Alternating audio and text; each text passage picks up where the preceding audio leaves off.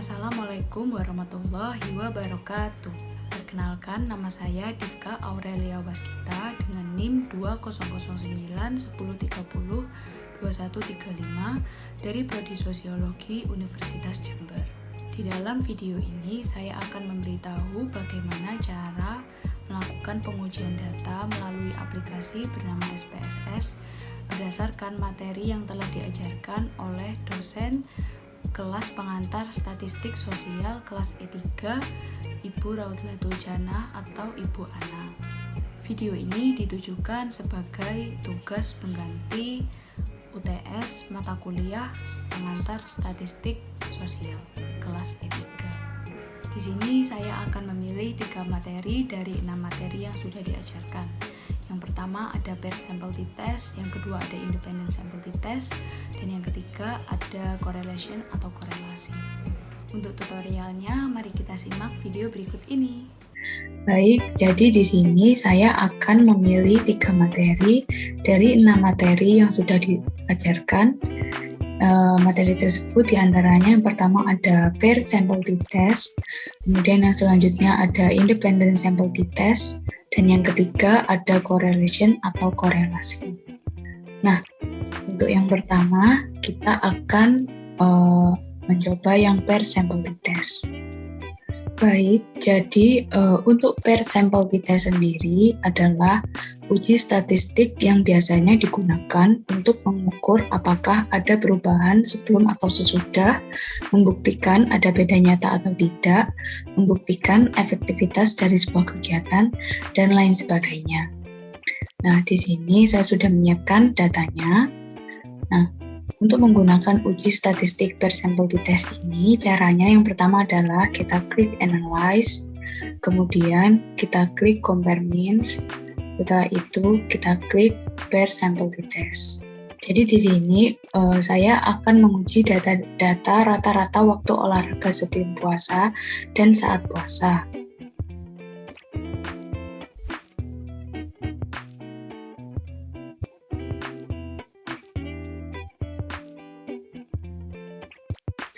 Nah, kita masukkan ke dalam variabel 1 dan variabel 2 ya teman-teman. Dan kemudian kita klik OK.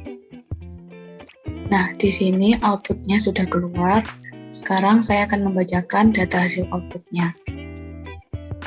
Pada tabel pair sample statistik, di sini ditunjukkan rata-ratanya untuk waktu olahraga saat puasa dalam satuan menit adalah 23,94 dengan jumlah responden 52. Dan selanjutnya, rata-rata waktu olahraga responden sebelum puasa dalam satuan menit, yakni rata-ratanya 46,25 untuk jumlah responden sebanyak 52. Nah, selanjutnya kita baca korelasinya. Di sini korelasinya menunjukkan untuk rata-rata waktu olahraga saat puasa dalam satuan menit dan rata-rata waktu olahraga responden sebelum puasa dalam satuan menit, korelasinya adalah 0,620. Yang dalam tabel interpretasi koefisien korelasi, 0,620 itu termasuk ke dalam pengertian yang artinya korelasi antar variabelnya kuat.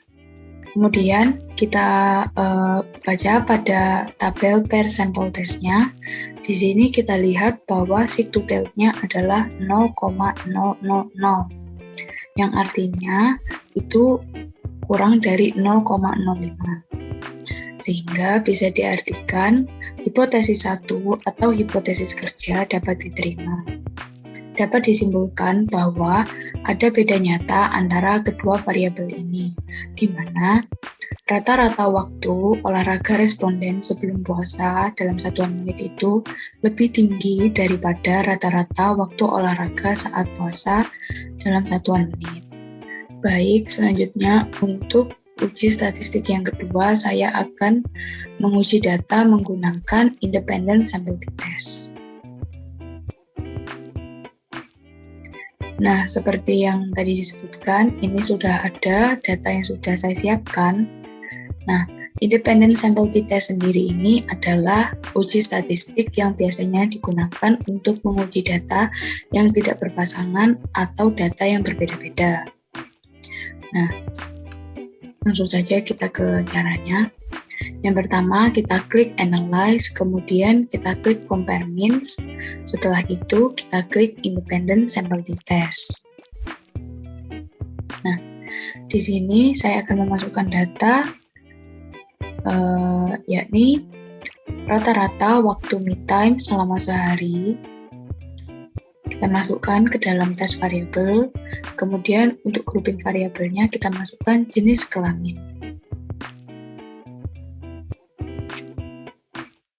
Nah, untuk variabel jenis kelamin ini sudah kita beri value labels pada variabel view. Untuk angka 1 itu adalah laki-laki, jenis kelamin laki-laki, dan untuk angka 2 itu adalah jenis kelamin perempuan.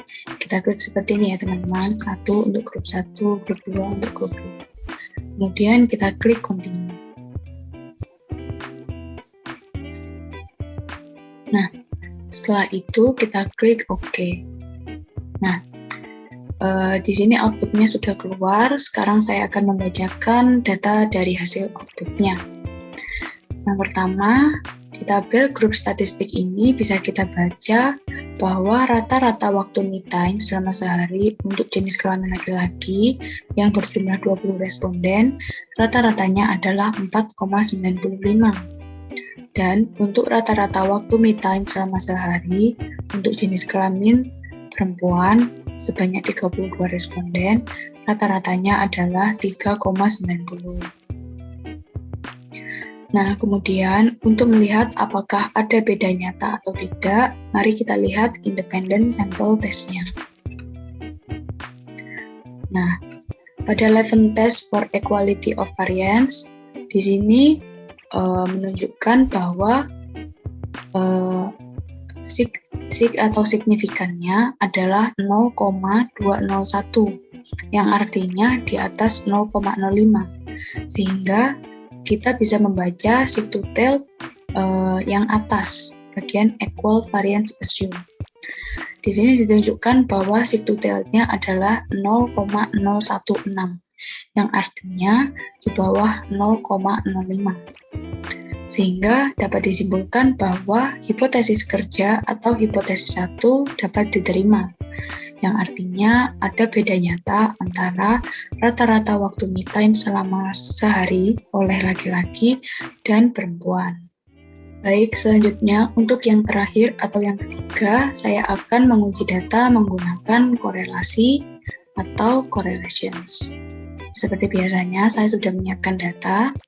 Nah, uji statistik correlations atau korelasi ini itu uji statistik yang digunakan untuk menguji apakah ada hubungan positif atau negatif di antara dua variabel, yakni variabel X dan variabel Y. Langsung saja di sini saya ingin menguji data variabel antara rata-rata waktu olahraga saat puasa dan juga tingkat produktivitas selama puasa. Nah, langsung saja ke caranya. Yang pertama, kita klik Analyze, kemudian kita klik Correlate. Setelah itu, kita klik Bivariate. Nah, di sini saya sudah memasukkan variabel yang ingin saya uji. Yang pertama ada rata-rata waktu olahraga saat puasa.